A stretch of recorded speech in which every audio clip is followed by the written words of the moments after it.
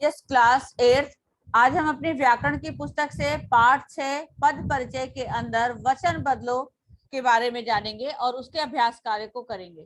तो आइए, वचन बदलो आपसे मैंने जैसे कि पिछली कक्षा में हम जान चुके हैं, तो आप बताइए जरा कि वचन परिवर्तन का क्या नियम है। Raise your hand. वचन परिवर्तन के क्या नियम होते हैं? वचन बदलो किसे कहते हैं? जल्दी से रेज योर हैंड, फास्ट। वचन परिवर्तन किसे कहते हैं? जिस शब्द से हमें उसके एक वचन या बहुवचन होने का ज्ञान होता है उसे हम वचन परिवर्तन कहते हैं, है ना। और इसके अंतर्गत बच्चों पुल्लिंग संज्ञा शब्द, अ अंत वाले शब्द, आ उ अंत वाले शब्द, इकारांत संज्ञा वाले शब्द और इया अंत वाले स्त्रीलिंग संज्ञा शब्द, ये सभी के अनुसार हमारा वचन परिवर्तन होता है। उसके बाद ध्यान देने योग्य आपके अंतर्गत बातें हैं कि सभी संज्ञा शब्दों के दो वचन संभव हैं, पर जैसे कि मालाएं, मालाओं, है ना, संभव है, पर सभी संज्ञा शब्द दोनों वचनों में प्रयुक्त नहीं होते। मतलब कुछ के तो होते हैं पर सबके नहीं होते हैं।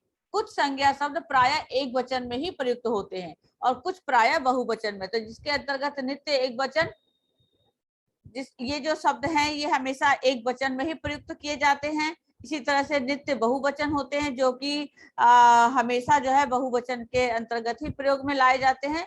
और वचन के बारे में कुछ और बातें हैं, जैसे कि माँ बाप, गाय भैंस, बाप दादा, पेड़ पौधे, भेड़ बकरी, है ना, इस तरह के जो शब्द हैं इनके साथ हम हमेशा बहुवचन का ही प्रयोग करते हैं। आदर के लिए, रिस्पेक्ट के लिए, जिसका अगर बड़ों का किसी का करना है तो हम एक वचन के साथ भी बहुवचन का ही प्रयोग करते हैं। तो अब आइए, बहुवचन संबोधन के अनुनासिक जो है संबोधन में बहुवचन रूपों में सर्वत्र ओ प्रत्यय ही लगाया जाता है। जैसे बच्चों सुनो, देशवासियों, जब हम किसी को संबोधन करके कोई बात बोलते हैं तो उसके अंदर बहुवचन का ही संबोधन किया जाता है। तो इसका पहला प्रश्न है बच्चों, नीचे दिए गए प्रसंगों सहित शब्दों के बहुवचन रूप लिखिए। तो पहला है फूलों, फूल पर। आपका क्या लिखना है यहाँ पर? फूलों पर। फूलों पर। फूलों पर कैसे लिखेंगे? फूलों पर लिखने आ रहा है आपको?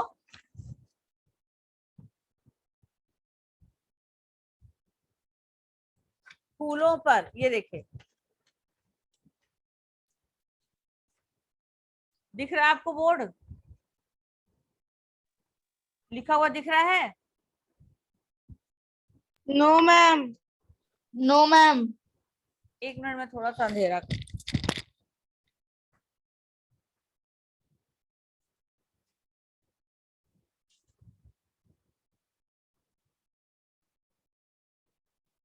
यस, अब दिख रहा है? नो बोलिए। मैम। No ma'am. नहीं दिख रहा?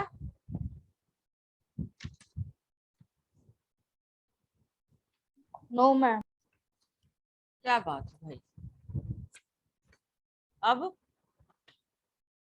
No ma'am. ये वाइट है इस वजह से क्या? मैम क्लियर है। फिर किसी को नो नो कर रहे हैं, हाँ हाँ। मैम ये दिख रहा है। मैम आप थोड़ा आगे करो पेपर को, वो दिख रहा है। दिख रहा है? देखो दिख रहा है? No ma'am. No ma'am.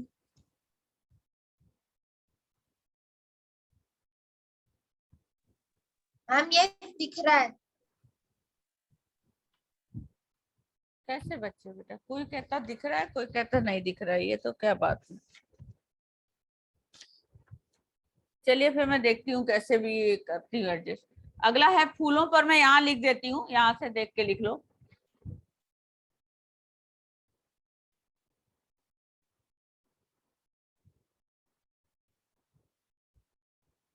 वैसे मैं यहाँ पर ही कर देती हूँ, फूलों पर, बस यहीं पर मैं चेंज कर देती हूँ, आप इसको देख करके यहाँ लिख लीजिए, फूलों पर, है ना। इसी तरह माताओं ने, यहाँ पर क्या आ जाएगा?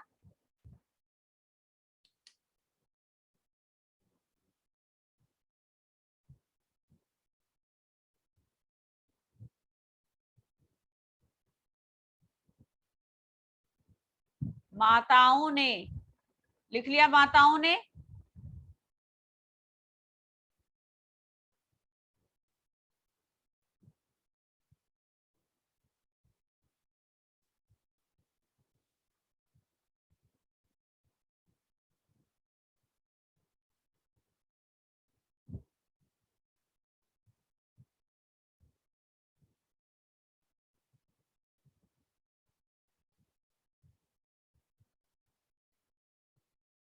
माताओं ने आए, आ जाएगा यहाँ पे, हाथ ही नहीं चलता है।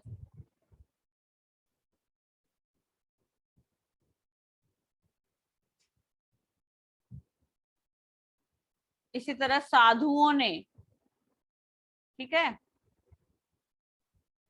माताओं ने हो गया, यहाँ पर साधुओं, साधु जैसे लिखा है उसके आगे आप बस ओ लगा लीजिए, ऐसे साधु के साथ ओ लगा लीजिए, ओ। कुत्ते ने, कुत्तों ने, ओ की मात्रा बस इसके आगे तो पर ओ की मात्रा लगा लो बस। सखियों से, सखियों में ख पर छोटी की मात्रा और यो लग जाएगा, यो, सखियों, सखियों से। बहुओं में आपके जो है ह पर छोटे ऊ की मात्रा हो जाएगी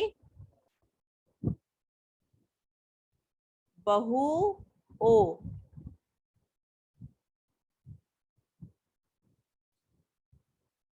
ओके, क्लियर, कंप्लीट हो गया आप सबका? Yes, 8th class. Yes ma'am, complete.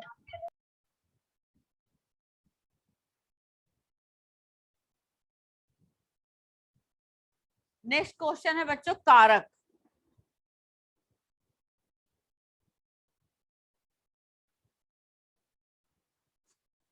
कारक बच्चों वाक्य में संज्ञा या सर्वनाम का, संज्ञा किसे कहते हैं? किसी व्यक्ति, वस्तु, स्थान अथवा भाव के नाम को संज्ञा कहते हैं। तो संज्ञा या फिर सर्वनाम, तो सर्वनाम किसे कहते हैं? संज्ञा के स्थान पर प्रयोग किए जाने वाले शब्दों को सर्वनाम कहते हैं। तो वाक्य में संज्ञा या सर्वनाम का क्रिया से संबंध बताना कारक कहलाता है। संज्ञा या सर्वनाम का क्रिया किसे कहते हैं? जिस शब्द से हमें किसी कार्य के होने या करने का पता चलता है उसे हम क्रिया कहते हैं। तो संज्ञा या सर्वनाम का क्रिया के साथ जो संबंध बताने का कार्य करता है वह कारक कहलाता है। एक वाक्य में क्रिया से भिन्न एकाधिक पद, संज्ञा, सर्वनाम आदि हो सकते हैं जो किसी न किसी रूप में क्रिया से संबंध रखते हैं। जैसे मैंने आने का समाचार पिताजी को पत्र में लिख दिया। अब सोचो, मैंने अपने आने का समाचार पिताजी को पत्र में लिख दिया। इन सब शब्दों का, इन सब वाक्य में उपयुक्त मैं, समाचार, पत्र, पिताजी, इन सारे शब्दों का किसी न किसी रूप में लिख दिया, यानी जो ये क्रिया है लिख दिया, ये लिख दिया क्या है? क्रिया है। इससे संबंध बता रहे हैं। जैसे देखो यहाँ पर उदाहरण उठा के लिखा हुआ है, किसने लिख दिया? किसने लिख दिया? इसका क्या आंसर है? किसने लिख दिया? मैंने। मैंने। आपको इसका आंसर मिल रहा है मैंने। क्या लिख दिया? आने का समाचार। आने का समाचार। Very good. किसे लिख दिया? पिताजी को। कैसे लिख दिया? पत्र से। तो अब आपने देखा कि इन सारे शब्दों का एक क्रिया के साथ संबंध बना हुआ है। इसलिए यहाँ पर अब किसने, मैंने, जो ने परसर्ग है ये करता है, का, आने का जो परसर्ग है इसके अंदर वो संबंध है, पिताजी में को जो लिखा हुआ है ये कर्म है, और पत्र से जो है इसके अंदर आपका करण कारक है। तो ये आपका जो परसर्ग है, ने, का, को, से, ये हमारे कारक चिन्हों के परसर्ग है। इनके द्वारा ही हम वाक्य को इस तरह से विस्तृत रूप से लिख सकते हैं बना करके। तो बच्चों आइए कारक के बारे में और कारक के भेद के बारे में जानते हैं। बच्चों कारक जो चिन्ह के और उसके भेदों के बारे में, कारक के 8 भेद होते हैं। कौन कौन से? कर्ता, कर्ता, कर्म, करण, संप्रदान, अपदान, संबंध, अधिकरण अपदान संबोधक अधिकरण। यस। अब देखो जो कर्ता कारक है वो उसे हम क्या कहते हैं, उसका क्रिया से संबंध होता है। कर्ता क्रिया को करने वाला, क्रिया से संबंध है इसका, क्रिया से करने वाला। इसका परसक चिन्ह है ने। कर्म जिस पर क्रिया का फल पड़ता है उसको हम कहते हैं कर्म, वो उसका पर चिन्ह है को। करण है आपका बच्चों, करण आपका से जिस क्रिया करने का जो साधन है, किसके द्वारा हम क्रिया को कर रहे हैं, है ना, जिस माध्यम से, जिस कारण से हम करते हैं उसको हम करण कारक कहते हैं। इसके अंदर परचिन्ह होता है से और के द्वारा। संप्रदान जिसके लिए क्रिया की जाए, राम के लिए फल लाओ, राम के लिए क्रिया की जा रही है लाने की, है ना, तो ये जिसके लिए की जाए क्रिया उसको को या के लिए हम इस्तेमाल करते हैं। अपादान यानी कि पृथक, अपादान यानी कि पृथक। पृथक कैसे होता है बच्चों, जैसे आपका एक यहाँ पर पेड़ बना हुआ है, आप देख सकते हैं ये पेड़ बना दिखाई दे रहा है आपको, यहाँ पर पेड़ दिखाई दे रहा है। मैम नहीं दिख रहा। यस बेटा। मैम नहीं दिख मैम नहीं दिख रहा। मैम नहीं दिख रहा। मैम अब दिख हाँ रहा है। मैम दिख रहा है अब दिख रहा है। मैम अब पहले दिख रहा था। अभी भी तो दिख रहा है मैम बेटा। अभी दिख रहा है। हाँ मैम दिख रहा है। बिल्कुल दिख मैम रहा उस है। पे सनलाइट पड़ रही है मैम। ये देखो यहाँ मैम पे अभी भी दिख रहा है। ये पत्ते जो हैं ये हाँ गिरने मैम का अब काम, दिख रहा है थोड़ा सा। ये पत्ते गिर रहे हैं, ये जो गिर रहा है इससे टूट करके पत्ते जो गिर रहे हैं इसको हम अपादान कारक कहते हैं, है ना। जब हमारा किसी भी स्थिति में अलग हो जाती है कोई चीज तो हम उसको करण कारक के रूप में इस्तेमाल बोलते हैं। अपादान जो जिससे पृथक होता है, अलग हो जाता है, अलग होने की स्थिति में हम अपादान कारक कहते हैं। और इसका परचिन्ह भी बच्चों से होता है, जैसे करण का से होता है अपादान का भी से होता है, पर करण वाला जो है वो जोड़ने का कार्य करता है और अपादान अलग करने का कार्य करता है। संबंध में वाक्य में क्रिया से भिन्न पद से संबंध स्थापित करता है, जैसे का, के, की, रा, रे, री, ये हमारे वाक्य में इन चीजों का संबंध स्थापित करता है।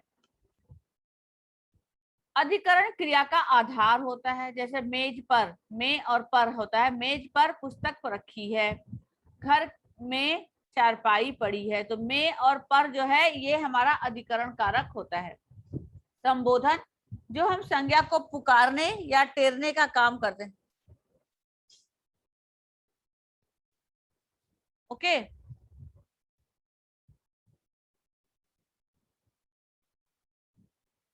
तो अब इससे जो है बच्चों, इससे हमें क्या पता था, कारक के चिन्हों में क्या पता चल रहा है हमें, बताइए जरा। इनके द्वारा हम क्या कर पाते हैं,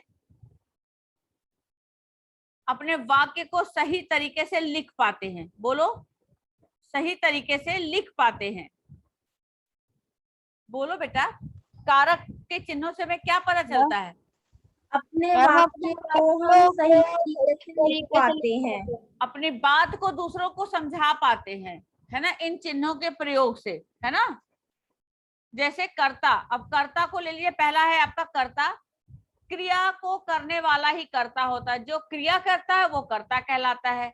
अब चाहे वो कर्ता जो है सजीव हो या निर्जीव हो, सजीव का मतलब जिसके अंदर प्राण हो वो भी कर्ता होता है, जिसके अंदर प्राण नहीं है, निर्जीव है, वह भी कर्ता होता है। जैसे आपको उदाहरण के तौर पर बालक तैर रहा है, इसके अंदर बालक जो है तैरने का काम कर रहा है यानी क्रिया कर रहा है, तो बालक क्या है, सजीव है, तो ये भी करता है, बालक करता है।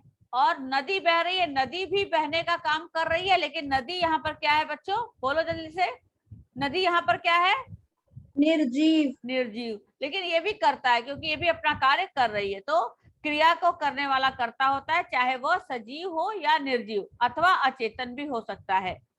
कर्ता प्राय कारक में प्राय विभक्ति चिन्ह का प्रयोग नहीं होता। जल्दी से कर्ता कारक में प्राय देखा जाए अगर तो विभक्ति चिन्ह का प्रयोग नहीं होता, ने जो लगा है नहीं। जैसे कि बालक तैर रहा है, बालक ने तैर रहा है तो नहीं लिखा गया ना, नदी ने बह रही है नहीं लिखा गया, तो हम कर्ता इसका अंडरस्टूड होता है जिसको हम समझ सकते हैं कि बालक तैर रहा है यानी बालक करता है, यहाँ पर नदी बह रही है यानी नदी करता है यहाँ पर। इसमें विभक्ति चिन्ह का प्रयोग नहीं होता, किंतु सकर्मक भूतकाल की क्रिया के साथ ने पर चिन्ह का प्रयोग होता है। जब हमारा सकर्मक और अकर्मक दो क्रियाएं होती हैं, अकर्मक होता है जिसका हमें उत्तर नहीं मिलता, सकर्मक होता है जिसमें हमें उत्तर मिलता है। बच्चा रो रहा है, बच्चा जोर जोर से रो रहा है, दोनों वाक्य में अंतर है ना, है ना? एक अकर्मक है, एक सकर्मक Yes. है। तो जो सकर्मक हो और भूतकाल यानी पहले काल आपने पढ़ा है, भूतकाल, वर्तमान काल और भविष्य काल, तो जो भूतकाल जो बीत चुका है उसमें अगर कोई कार्य हो रहा है तो वहां पर ने पर चिन्ह लगेगा। जैसे राम ने धनुष उठा लिया, उठाने का काम वो कर लिया। अली ने ईद की नमाज पढ़ी। तो सकर्मक भूतकाल क्रिया के साथ हम ने पर चिन्ह का प्रयोग करेंगे। कभी कभी को का प्रयोग भी होता है, जैसे आपको कहाँ जाना है, रेशमा को नौकरी नहीं करनी। यहाँ पर ने के बारे में कुछ और भी बातें बताई जा रही है बच्चे, कि कर्ता कारक के पर चिन्ह ने का प्रयोग बहुत सीमित यानी कम है। सकर्मक क्रिया यदि भूतकाल में हो तो कर्ता के साथ ने जुड़ेगा, अन्यथा नहीं जुड़ेगा। यहाँ पर आपके बहुत सारे उदाहरण देखो दिए गए हैं। रोहित सोया, अकर्मक क्रिया है ये। रोहित कहाँ सोया, कैसे सोया नहीं मालूम है, ये भूतकाल में हुआ है पर इसके अंदर पर चिन्ह नहीं लगेगा क्योंकि ये सकर्मक नहीं है, अकर्मक है। रोहित खाना खा रहा है, ये सकर्मक क्रिया है। रोहित क्या कर रहा है, आपको आंसर मिल रहा है खाना खा रहा है, लेकिन ये वर्तमान काल में है, वर्तमान काल में भी नहीं लगेगा, तो यहाँ पर भी पर चिन्ह शून्य है। नेक्स्ट है आपका रोहित सोएगा, ये अकर्मक है। रोहित कहाँ सोएगा, कैसे सोएगा नहीं मालूम है, ये अकर्मक क्रिया है, पर ये भविष्य काल में सोएगा, आने वाले टाइम में होगा, भविष्य काल, इसलिए यहाँ पर भी परचिन्ह नहीं लगा हुआ, परचिन्ह शून्य है।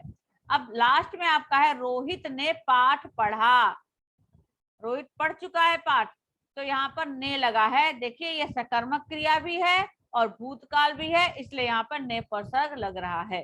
Clear, clear all of you? Yes, ma'am. अब है सामान्यतः क्रिया कर्ता के लिंग और वचन के अनुसार होती है, परंतु कर्ता के साथ ने जुड़ने पर क्रिया कर्म के लिंग और वचन के अनुसार हो जाती है। जैसे देखो राम रोटी खाता है। अब बच्चों यहाँ पर रोटी क्या है, राम रोटी, रोटी एक वचन, राम एक वचन है ना, यहाँ पर राम एक वचन है और पुल्लिंग एक वचन है, ये पुल्लिंग एक वचन। और यहाँ पर रमा सेब खाती है, यहाँ पर रमा स्त्रीलिंग है और सेब खाती है, ये भी एक वचन, एक वचन है।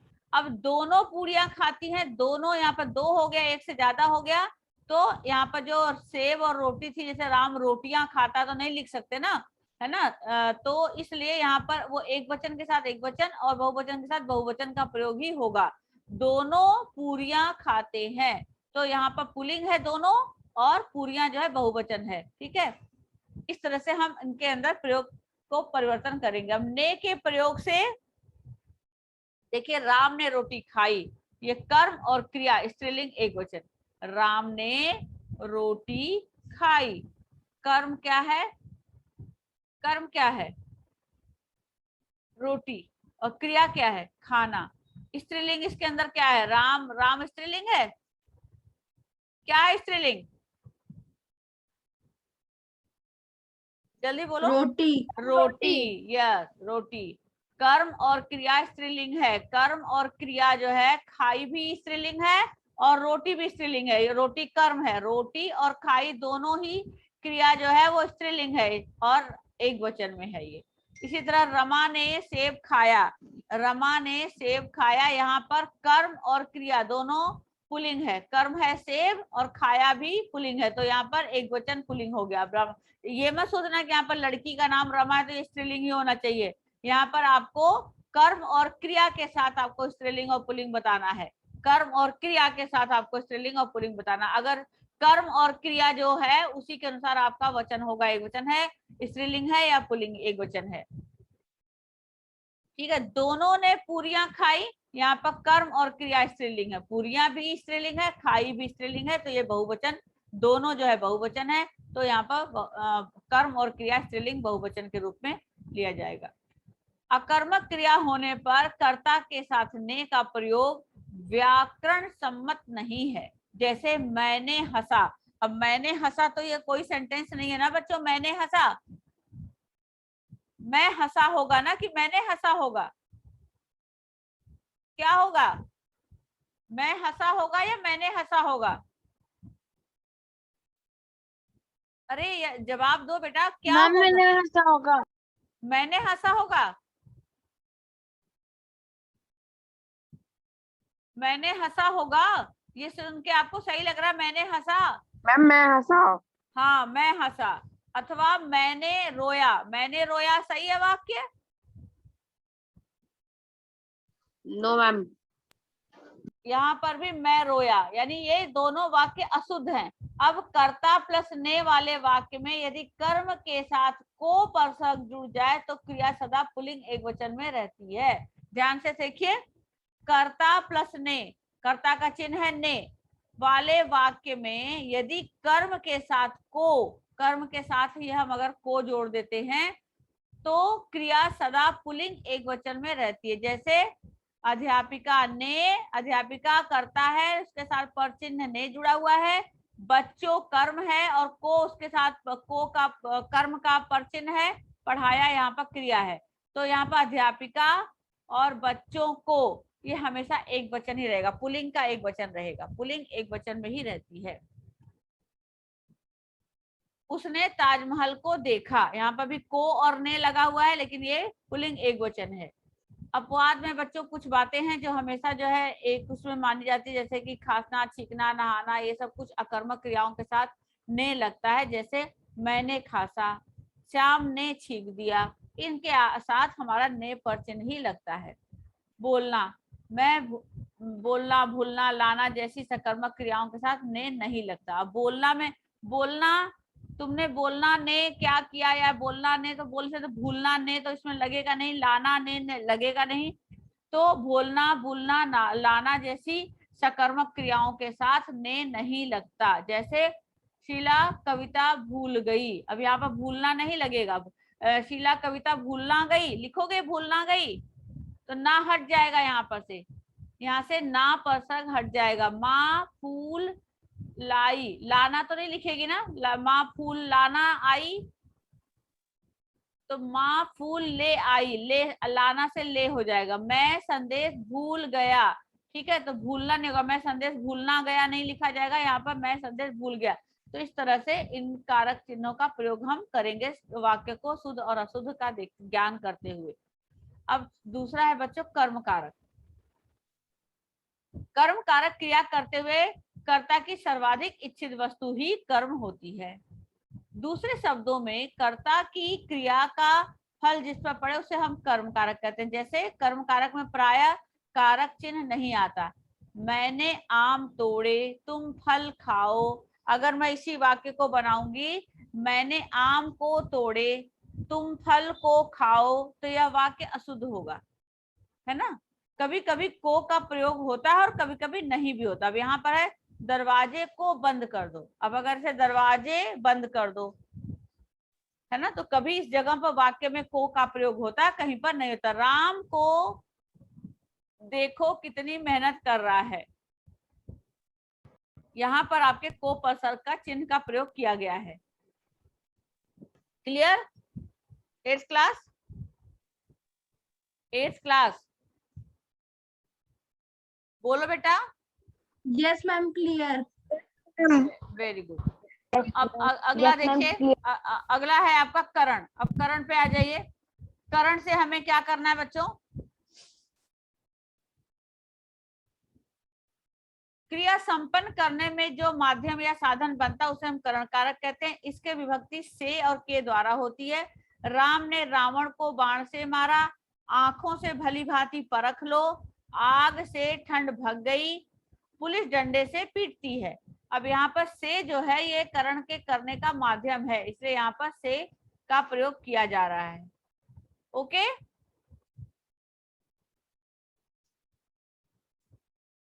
ओके बेटा, तो बाकी हम क्लास नेक्स्ट अगले दिन करेंगे। बहुत स्लो आपकी क्लास चल रही है, स्पीड बढ़ाओ थोड़ा सा, ठीक है। नेक्स्ट क्लास में करते हैं, इसके आगे का करण कारक से पढ़ेंगे और मुझे वो बना